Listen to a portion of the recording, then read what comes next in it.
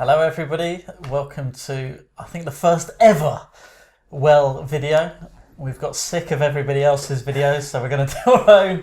They're all far too cheesy, so we'll make a cheesy video. Yeah, it's going to be cheesy, at least it's by us. Yeah, so we had a vote and we've picked out the two best looking members of the Well to start off the series.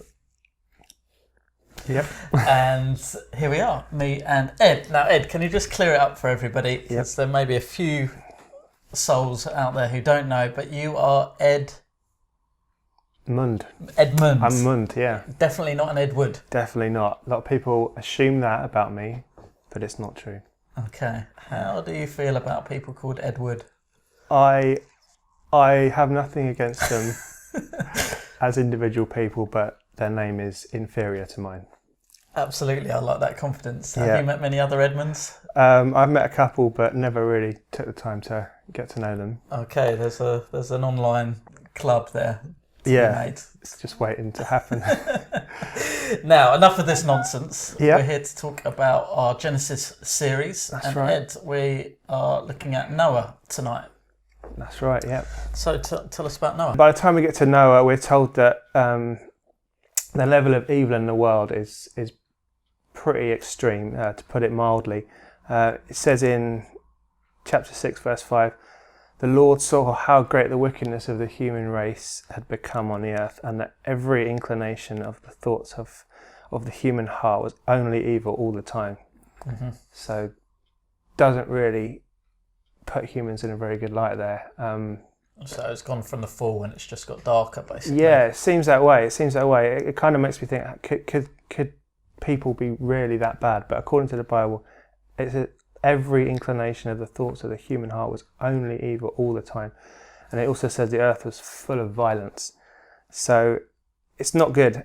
And it says it's so bad, in fact, that God regretted having even made human beings in the first place. And it says his heart was deeply troubled by all this. That's quite an amazing statement, really, isn't it? God regrets. Yeah, I know. You don't kind of think of God as someone that regret doing things, but it says it in the Bible, and I suppose it kind of talks about kind of how much power he gave to humans.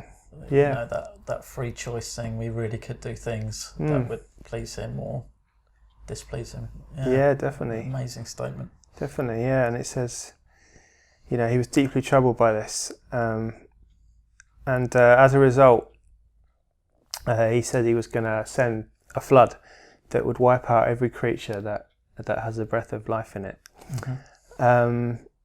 But we read that this one man, Noah, he finds favour in God's eyes. So are we looking at a true story here, do you think, Ed? Do you think this happened, or is it a parable, or...? Yeah, that's an interesting question. I mean, I think records of a big flood are they're not just found in the Bible. That lots of ancient civilizations had these stories of a big flood that hit the earth. So I think it comes in a lot of the early religions, doesn't it? And especially around the area. So it seems like something happened. Definitely, even if it's maybe not totally flood over the whole earth. Who knows? Yeah.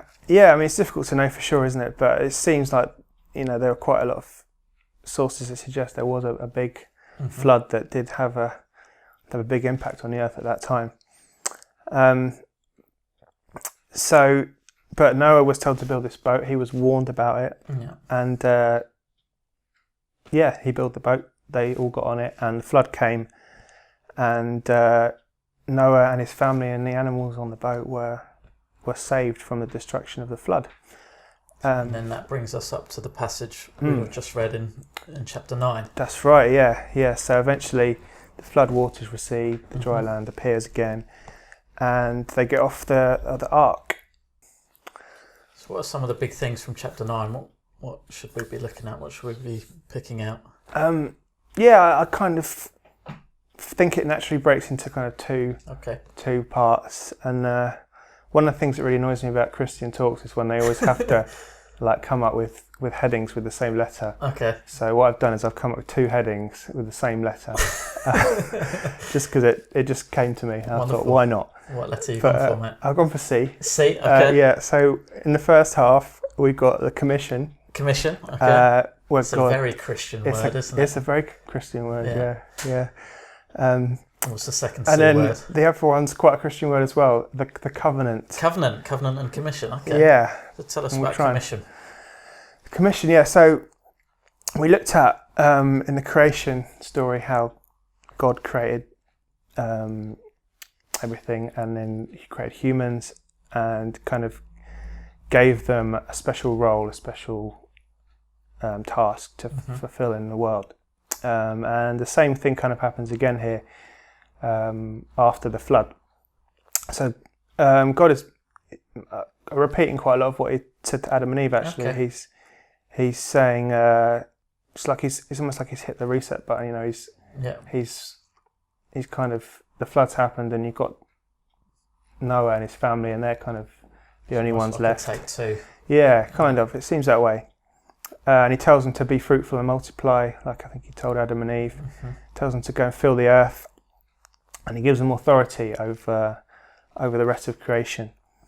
And yeah, also this time it extends as well to being able to eat the meat of animals. Okay. Which I'm not really sure why that is, but I think there's different theories on it, but something I'm probably not going to go into now. Okay. But yeah, and He talks about as well about you can eat meat of animals, but not with lifeblood in it. Okay. And I don't know if you have any theories on why that is. The meat. No, I don't know off the top of my head. No. So yeah, God's basically putting, or kind of reaffirming, I think, the fact that humans are given that kind of power and responsibility over the rest of creation, which I think is quite amazing actually, because it sounds like from what we read earlier on that the humans made a pretty bad job of it the first time round, but He's still keeping the humans in charge. He's still kind of sticking with us. I mean, He could have put like the hedgehogs in charge or something, or put the dolphins in charge of it, but He's like, no, I'm gonna stick with the humans. Okay. Which and He also kind of then goes on to talk about the consequences of taking human life and taking human blood. And He says to animals and to humans, you know, if anyone sheds the blood of a human, then their blood will be shed by a human as well. And I think that just reinforces kind of how important God sees human life. And so it's like even after a judgment, there's an affirmation of humans' place and purpose and value and I think so. I think that's what I took from it anyway. So that's the commission. That's the commission, yeah. What about the covenant? Then we've got the covenant, yeah. So the covenant sounds like a bit of a religious word, but basically just means like an agreement, I think, between, in this case, God and and His creation. And God promises that He's never gonna do that again, never going to do the same thing. He's never going to send a flood that will wipe out all of creation or most of creation again. And He also talks about the rainbow. He says how the rainbow is going to be a reminder of that agreement. I think it's interesting, as we talked about. You know, lots of ancient civilizations had that story of the flood.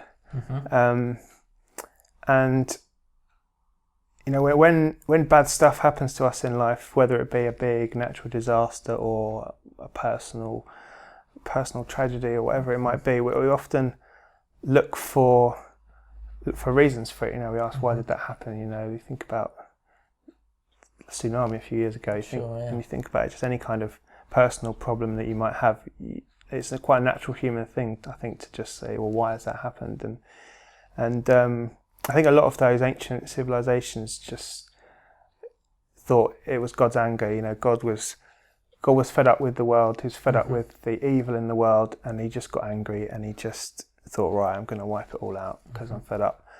And on the face of it, it kind of looks like the Bible isn't really saying anything any different. It's kind of saying there was lots of evil in the world. God was fed up with it, so He sent the flood. But I think there are some differences.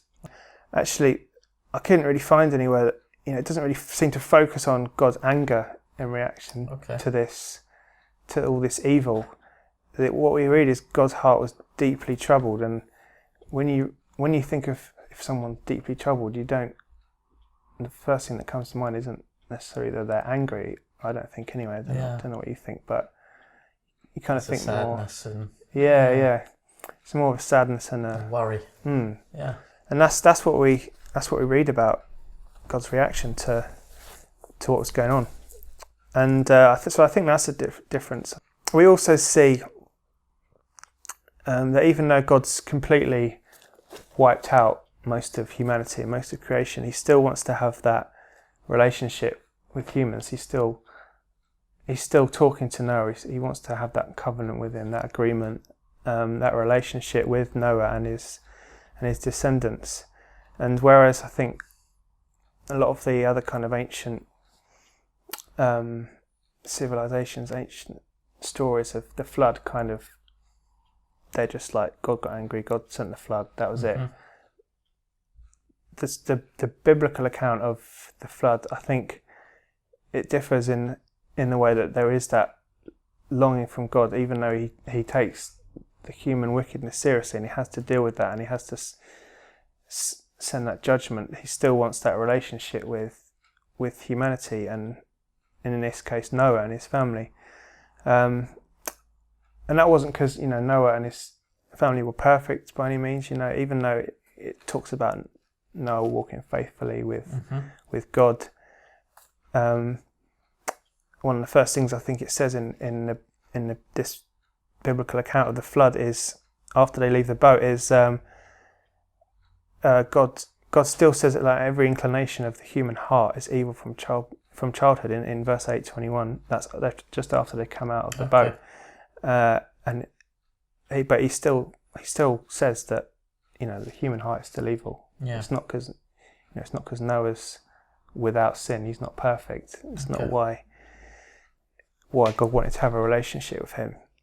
And we read later on in chapter 9, after what we've just read, how Noah isn't perfect. He makes mistakes.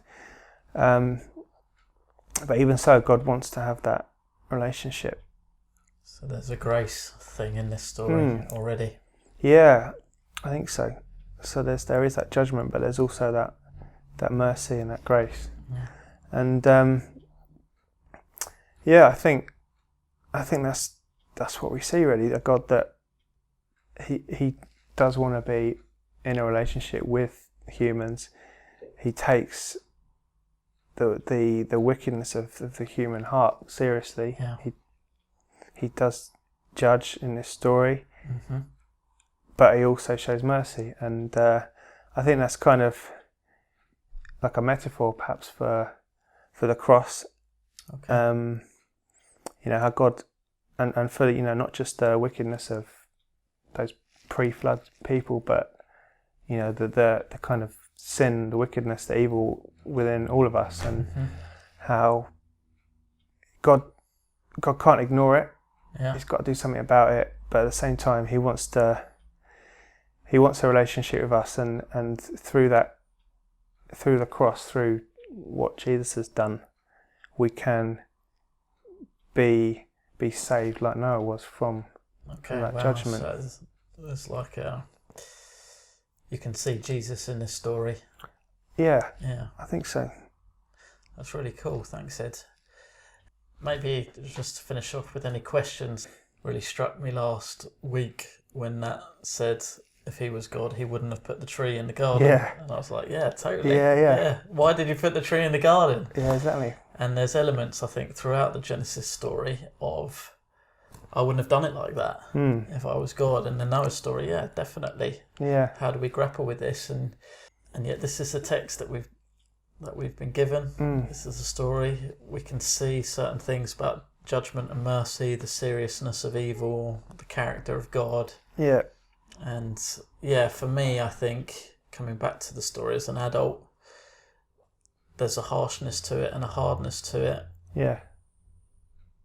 But I need to seek the God that the scriptures reveal. Yeah. But it's not always easy. No, yeah. And I think that's it, isn't it? Like we don't know, like, it doesn't tell us a lot of information about what the world was like. You know, we get told there was a lot of evil. We don't get told much more than that. We don't get told what's going on.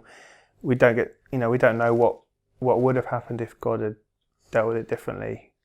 We don't know what happened to all those people that died in the flood. You know, these are all things that, you know, we only see part of the story, don't we? And God sees more than that. You know, he sees the whole picture. So I guess it comes back to that trusting again, doesn't it? About trusting God and trusting that he knows best. And even if you can't always see why that is, you got a decision to you've either got to say, no, God's made a mistake there, and you know, almost like judge God in a way, or you got to say, no, I'm gonna trust him that he knows what he's doing. Yeah. It's interesting, kind of, as nice, comfortable people sat on a sofa in Surrey. You can think, why judgment?